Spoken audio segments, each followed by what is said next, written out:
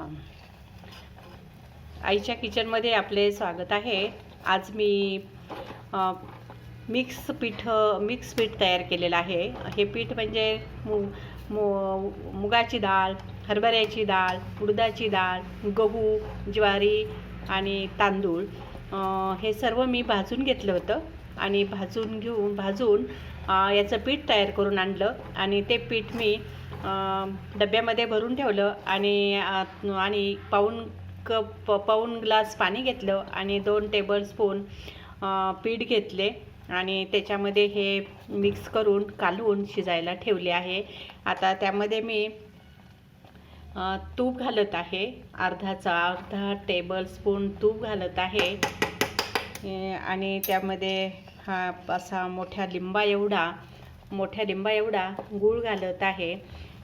यामध्ये तुम्ही साखर घातली तरी चालेल किंवा गूळ घातला तरीही चालतो किंवा नुसत्या मिठातला केला. ज्यांना शुगर आहे, BP आहे अशांना थोडंसं मीठ टाकलं तरी चालू शकते. असं हे पीठ झटपट होणारं हे पीठ नाश्त्यासाठी मुलांना तर हे लहान मुलांना ज्यांना दात नाही आहेत, जे आईच्या दुधावर आहेत अशांना हे अन्न चालू शकतं. आणि त्याच्यातल्याच मी माझ्या नातवाला हे पीठ केलं होतं तयार. ते आता मी मोठ्या माणसांसाठी सुद्धा मी करत आहे.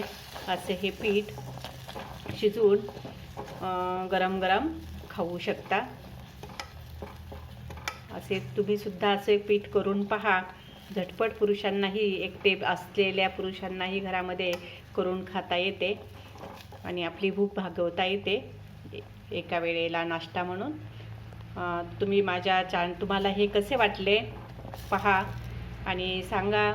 आणि माझ्या चॅनलला लाईक करा, शेअर करा आणि सबस्क्राईब करा आणि बेल आयकॉनचे बटन दाबायला विसरू नका. धन्यवाद.